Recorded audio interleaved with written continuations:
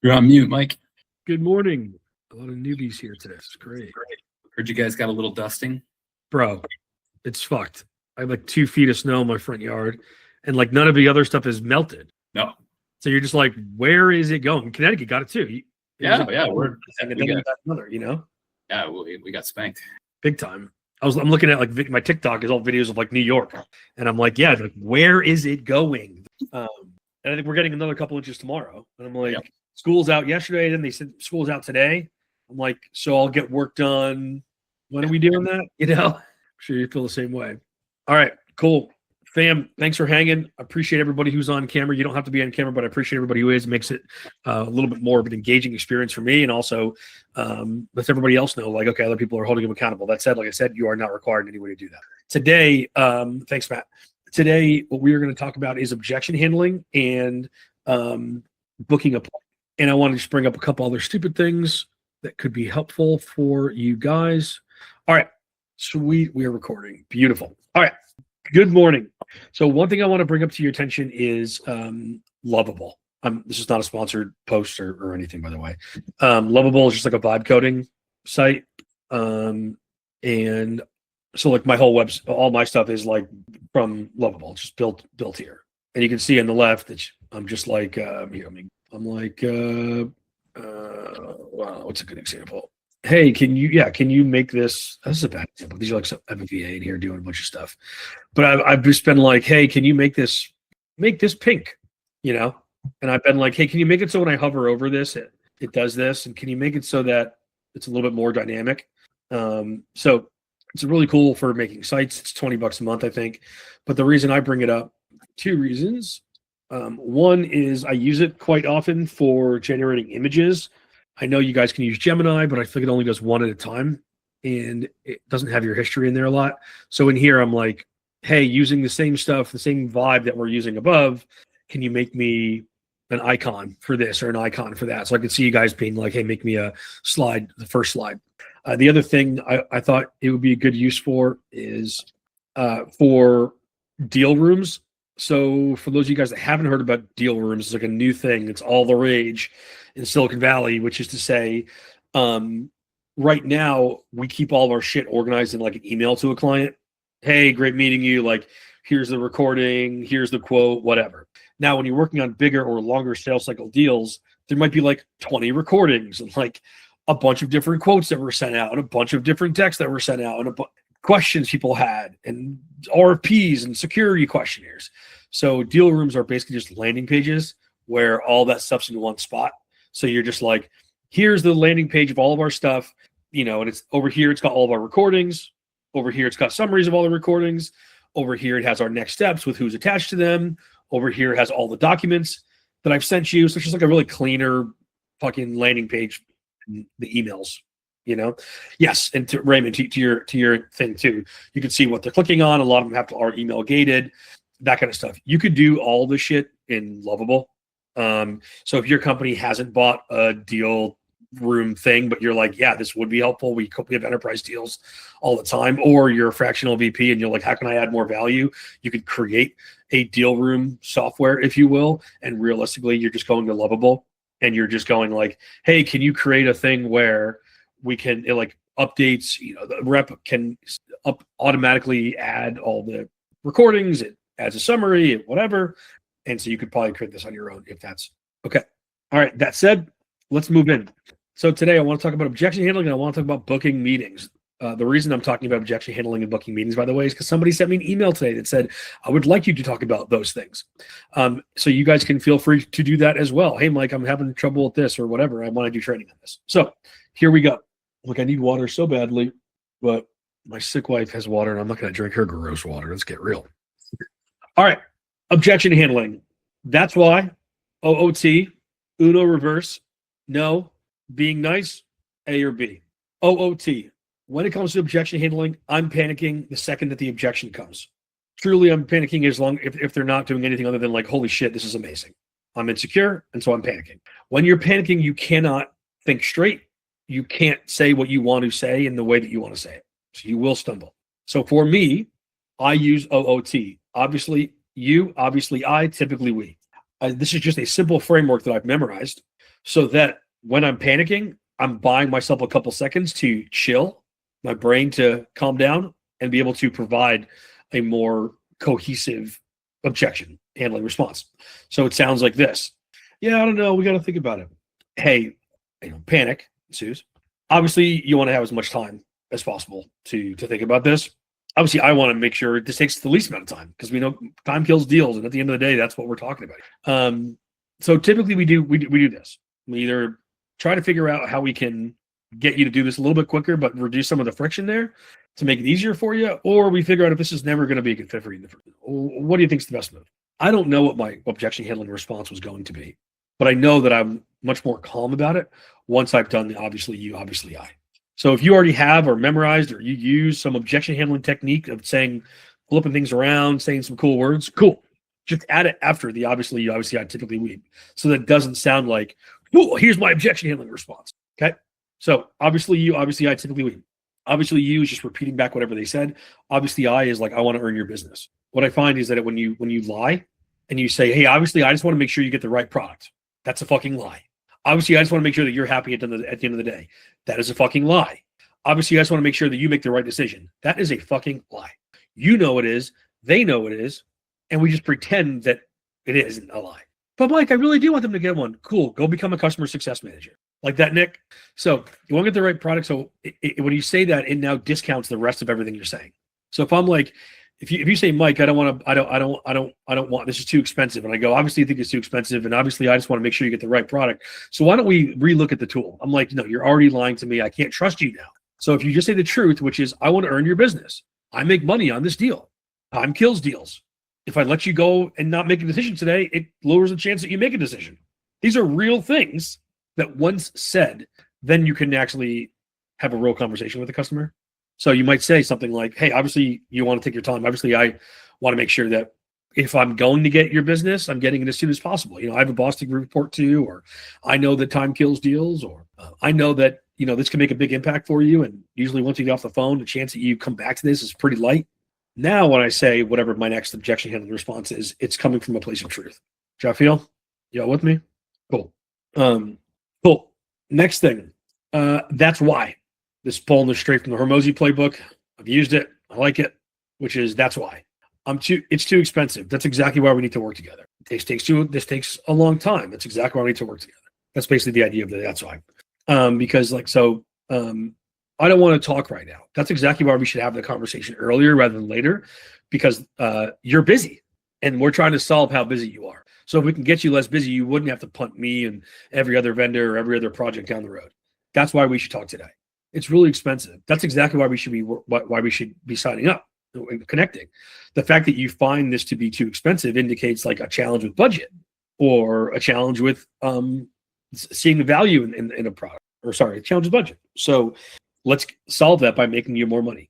It doesn't have this feature. That's exactly why we should be working together. Because we don't have this feature, that means that we can actually provide you with a more stable service, which is what you guys are really looking for. So that's why. Next thing we have here is the Uno reverse in the beginning. So I've talked about this before. All these things, by the way, take time to think about. Like I'm throwing this stuff at you. The chance that you guys like take this and they're like, sweet, I now have this new technique I'm using are very low. You need to actually like after this call, be like, okay, what is the most common pushback I get, or what's the pushback I get that I'm most like nervous about?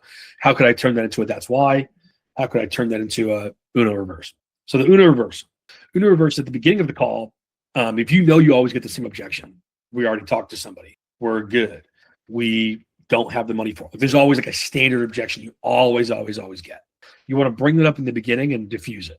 So what you do is you go, let's say it's you guys are very expensive. So in the beginning, you'd be like, hey, an overview of what it is we do. We do blah, blah, blah to help clients get blah without getting blah. It's a great thing that we do. One thing that's unique about us is because we actually charge a premium rate versus some of the other people in the market, it allows us to increase the quality of service. And it's why we're actually able to pay really good people internally to work on our product so that you guys never see downtime. You guys never see things that just kind of don't work. We don't want you ever calling our customer support line ever. So while other companies will say we have world-class customer support, we want to be the company that says you'll never even talk to our customer support. Cool. Now I see a reason why you're more expensive versus, I don't know, you're expensive, to which you have to respond with, yeah, we are expensive, but because we're expensive, we have all the other things over here. Now you're like rebutting and we're arguing. So you get rid of that argument in the beginning. So another thing you could do after this call is think, what is that standard objection I always get? How can I turn that into a positive? What if the objection is based on not needing something? Well, so they truly don't need this right now. So if that's the kind of thing, I would say I would still bring it up as in the beginning with like, hey, we help companies do X and Y without Z, and we help get all these great things. One thing that's unique about us is we like to work with people who don't currently have the opportunity to do X, because there's a lot of things that come up during the time period when you're weeks out that you don't want to be thinking about something like this. And so we've actually changed how it is that we run our sales process, as well as the way we run our onboarding process, so that when that time comes and you're breaking ground, everything's already handled. Hope that's helpful. But like we specialize in companies that have this problem. We specialize in places that don't have budget. If that's what we don't have budget for this. Yeah, like we work specifically with companies that don't have budget. We work with them to make sure they can get budget. We try to figure out the ways that are going to hold them back to getting budget in the first place, and ultimately make sure that you can get budget without having to look bad to your boss for asking for stuff when you don't actually need it. That's the no reverse in the beginning. Okay. Next thing is no. So if there's actually an objection, I shouldn't say that like objection. And they're like, can you do this? Do you offer one-on-ones? Do you do on-site? Do you do on-prem? Will you come to our office? Something, whatever. It's something you don't do. What you don't want to do is be like, while we don't actually, but so what we can't, you don't want to stumble. You want to actually just like, nope, we don't do that. If that's really important to you, we're not the best company. That said, what we do is we do X, Y, or Z. So there's a hard no. This, I liken this to unfortunately. Like, when you call a customer service line and they're like, unfortunately, we cannot, we can't do that. It really pisses you off, like makes you more mad when they say unfortunately. It's like they've got this speech around it. So you're like, you're not getting me. Exactly. Hard no. And like, I like that it comes off as not afraid. Exactly. It creates value immediately. It creates trust immediately. If you're like, hey, can you do this? And you're like, no, we actually don't do that. So if you guys want to go with someone who does that, this is not the right company. Mm-hmm. Now I trust everything you're saying. What about something that is like maybe a hard no now, but is on the roadmap for like a year or two from now? It's like not near term actionable, but you can be like, hey, we don't have this now. It's in the near term, like maybe a year or two out. Like we're planning on building it because it makes sense. But I just want to be upfront with you, like we don't have this now. Yeah, the answer is exactly what you just said, which is like very, very long-winded is the problem. Once all the maybe stuff, the more long-winded, the worse. So I would be very direct with like, no, we don't have that. We have it on our roadmap. It's likely to come out in a year or two, but who knows what's going to happen in there. If that's really important to you guys for today, we're not the right company. So no, it's better to get yes, no than maybe no. Like yeah, maybe because drawn out. No. What I hear as the prospect when you say what you say is, yeah, probably not, but like, maybe. And now that makes me feel like when you say, yeah, you can do this thing over here, I'm like, can you though?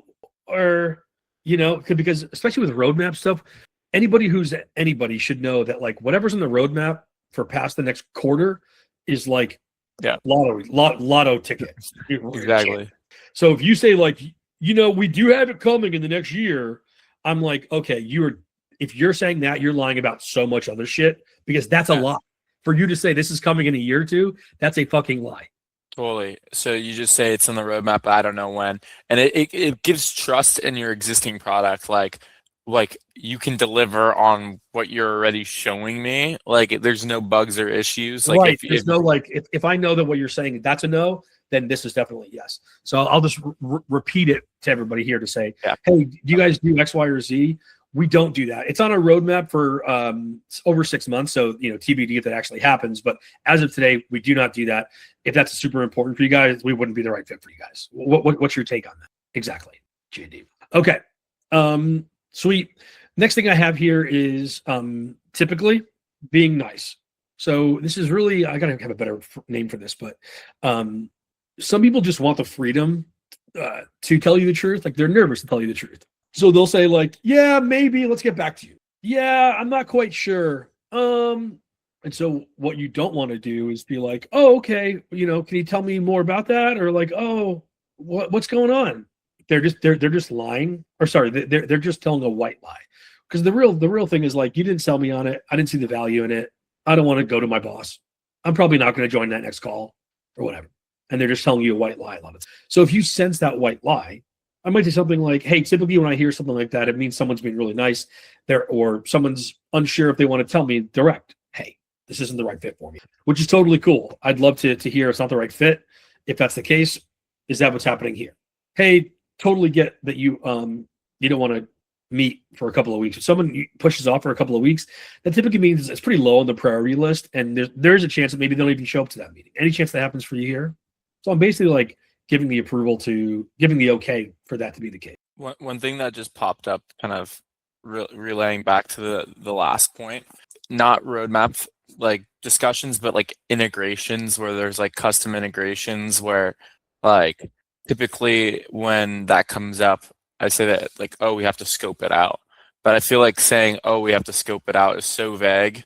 Like, is there a better way of articulating that where there's just like, hey, some of the stuff we can't do, some of the stuff we can do, but we need to like really go through it to understand what we can and can't do? Is that like a better way of like framing it so that they understand like, okay, like, yes, they can do some of the stuff that we're looking for. Some of it's a deal breaker, some of it's not, but like at least they're like straight up with me on like what they can do instead of like kind of making it unsure and kind of having that same feeling that we were talking about earlier. Yep. Like, oh, we can scope that out. Sounds like, oh, what you're asking for is crazy and unique and it's going to be janky, whatever we build. So you probably don't want to do that, even if we can. So I would be like, no, we can't do that. I'm going to mark it down as something that we'll look into, get back to. Or like, let me, I'm going to put this in as a list of things we're going to see if we can build them in a way that would live up to our standards. So I'll just write it down. That. Cool. Next thing I've got here is A or B. Pretty much every single objection handling I ever do is going to end with A or B. Which makes better sense for you, A or B? So like, hey, this is too expensive. Totally get. Obviously, you think you don't want to spend too much money. Obviously, I want to earn your business as fast as possible. So typically, we look at one of two things: either A, we do look at the product, but we look at a lower cost version, or B, we look at it for the right cost, but maybe we punt it down the road. Which is better for you? So I'll give two options. Most objections are. What we try to do is the person's at like no or too expensive or not interested or whatever. And we try to get them to yes, or I am interested or whatever. And what we say forces them into a corner of either yes or double down on what you already said. What I prefer is not trying to get to the yes, try to get to a middle ground that gets us closer to where I want us to go. So if they're like, I can't meet on, you know what, just send me a proposal. I don't want to get it. Don't book time. Just send it to me over email. I'll be like, okay, cool. Hey, why don't we do this? I could either drop it over email the day of, so that we have something to talk about in the meeting, or I could shorten the meeting we do have to only 5 minutes so that I'm actually on the call with you, but it's only 5 minutes. What's better for you? So I'm like, neither one of those is send the email, never meet. Neither one of those is meet for 30 minutes. Both of them is somewhere in between. A shortcut that I pretty much use in my brain is basically either like less or later. So I don't want to meet now. Cool. Why don't we do this? Let's meet now, but for less time, or let's meet later. This is too expensive. Cool. Why don't we do this? Either let's reduce the size of the package that you're on today, or let's get you on the right package, but we don't do it until you get budget. So either less or later. All right. Okay. Quick. Not interested. We're good. That's exactly why I'm here. I knew you weren't interested. And so that'll be one way. So I'll try to think of something there. That's exactly why we're here. The other thing I would do is I would do it before they say they're not interested. So I'd use the Uno reverse. Hey, what's going on? I know you're not interested in any of the services we probably have here to offer you. That the reason I'm actually connecting with you is because of a neighbor. Do you have a second? So I would say something like that. What else for not interested? Oh, the other one I'd have is, okay, cool. I need to write this down on my clipboard for my boss. if you're not interested because of this or this. Which one is it? Okay, cool. Hey, while I got you, actually, and then you can start your objection handling. The other thing you can do is you make that you do a pretend kill the deal. So you go like, okay, cool. Now that we're not working together, then can I ask you a different question? So not ready, or a quick no would be like either A, hey, I'm sure you're not interested, but before they can even say it. Two would be like, that's exactly why I'm here. I knew you weren't interested. That's why. And then having something here. The third would be, okay, cool. Now that we're all done, then so now that they're not interested, can I ask you another question? Or like now that we're not working together, can I ask you another question? The other one would be, cool. I got to write this down for our like tool internally, not just because X, Y, or Z. Which one is it? And then from those, I would have regular objection handling responses like, oh, okay, well, obviously you weren't ready. You're not trying to do your roof. You're selling your house soon. Obviously, I'm looking at your roof thinking, I think you could probably get it done, if we could do it cheaply. So typically we do this. I take a peek. Maybe it's the right fit. Maybe it's not. 5 minutes, we'll know. What do you think is best thing for you to do? That's the other thing I would say. Transitioning from objection being a deal breaker, but reviving the sale. So I think what you're saying here, Ray, is like, we need this reporting or whatever. We need you to be certified, and you're like, well, we're not. How do you turn it around? Yeah, I mean, obviously, some things are just like that's just not going to work. But there's things that might be, for example, like we don't have that integration. It's like, okay, well, there's some manual work here, but is the manual work worth it? Right? Like, it's just something that is, yeah. Yep. Cool. So here, this is more personal management. So I want everyone to walk away to know, like, at the end of every call, and also true in this objection handling situation you just threw at me, Ray, which is a great one. You need to transition from being sales rep trying to convince to project manager trying to help. You're in a group. Once the person has said some version of like, this is pretty cool, I like this, I get it, maybe. You're now on a group project. The teacher gave you an assignment. The assignment was buy this item. They want to buy it. You want to sell it. You're in a group project. And you're just like the main type A person on the group project. You are project manager, being like, hey, before next meeting, can we meet at my townhouse so we can do this? And then you can get the PowerPoint up. I'll do some research, and then we can like link up at the library. That's something you guys did in college, right? Same thing you're doing here. So I want to use that same vibe to be like, okay, cool. Listen, none of the tools you guys are going to look at are going to have every single thing you're looking for, right? So we have to figure out which things we're comfortable with, which things we're not comfortable with. So we got to figure out who internally is going to be the most frustrated by you not having that, and what the workaround is. If we did have a workaround that wasn't perfect, would you even consider it?